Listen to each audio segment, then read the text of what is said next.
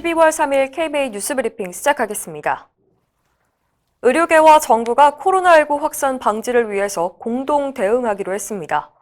최대집 대한의사협회장은 어제 강도태 보건복지부 2차관과 만나서 의협과 정부가 감염병 관리를 위해서 의료 전달 체계를 개선하고 의료 인력 공백 해소에 적극 노력하기로 했습니다. 최대집 회장은 연말과 수능 시험 이후 사회적 교류가 늘어날 수 있어서 현 시점의 방역은 매우 중요하다며 코로나19 극복을 위해서 의료계와 정부의 긴밀한 협력을 바란다고 말했습니다.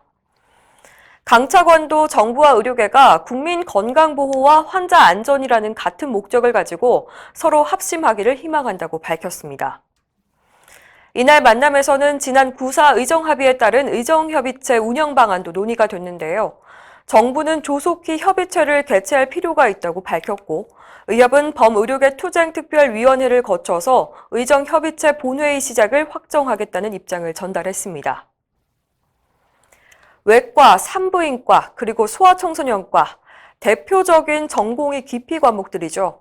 올해도 특정 과목 기피 현상은 여전했습니다. 어제 마감된 내년도 레지던트 모집 결과 서울대병원 등 빅5 병원 중에서 세브란스 병원과 가톨릭 중앙의료원은 이 과목들의 전공의 정원을 채우지 못했습니다. 특히 소아청소년과는 매우 심각한데요. 병원 5곳 모두 정원에 미달됐습니다.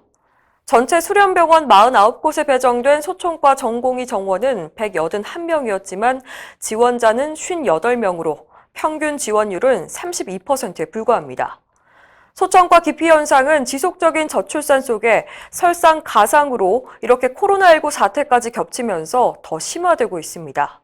은백린 소아청소년과 학회 이사장은 소아 가산 등 수가체계 정상화가 시급하고 특히 소청과 개원가를 살리는 방안이 절실하다고 말했습니다. 올해 정기국회가 막바지에 이르면서 보건의료 관련 법안들도 많이 처리됐습니다. 몇 가지 살펴보죠. 우선 지역수가제 도입 방안이 담긴 국민건강보험법 개정안이 어제 본회의를 통과했습니다. 의협은 지역 간 의료 격차 해소에 도움이 될 거라는 환영의 입장을 밝힌 바 있습니다. 감염병 유행 시에 한시적으로 비대면 진료를 허용하는 감염병 예방법 개정안, 또 대리수술을 교사한 의료인의 면허를 취소할 수 있도록 한 의료법 개정안도 본회의에서 의결됐습니다. 의료계가 적극 반대했던 실손보험 청구 간소화법은 소관위원회에서 심의 보류됐습니다. 의협은 여러 차례 입장문을 통해서 실손보험 간소화법이 보험업계 이익만을 대변한다며 법안 폐기를 강력하게 촉구했습니다. 이 밖에도 의료계 반발 속에 남원 공공의대 설립 관련 예산 2억 3천만 원이 결국 본회의를 통과했습니다. 의료진이 의학적 판단에 따라서 항암제를 변경했는데 심평원은 기준에 맞지 않는다며 급여비를 삭감했습니다. 법원은 의료진의 손을 들어줬습니다. 어떤 얘기인지 자세히 살펴보죠. 지난 2015년 한 대학병원이 유방암 전이 환자를 치료했는데요. MRI 소견상으로는 별다른 변화가 없었지만 환자가 통증을 호소하고 운동 장애도 심해지자 의료진은 원래 쓰던 항암제인 할라벤주 대신에 캐사일라주를 투여했습니다. 여기서 문제가 생긴 건데요. 심평원은 급여 기준상 영상의학적으로 질병의 진행이 확인돼야만 항암제를 바꿀 수 있다면서 병원이 청구한 급여비 약 8천만 원을 삭감해버렸습니다. 병원 측은 납득할 수 없다며 소송을 제기했는데요. 최근 서울행정법원은 삭감 처분을 모두 취소하라고 판결했습니다. 재판부는 영상검사에서 명확히 나타나지 않더라도 의료진이 의학적인 판단에 따라서 항암제를 변경 투여한 것은 인정하는 게 타당하다고 밝혔습니다. 의협이 사회적 거리두기 3단계로 높일 것을 권고했지만 정부는 여전히 미온적인데요. 전문가들의 비판의 목소리가 높아지고 있습니다.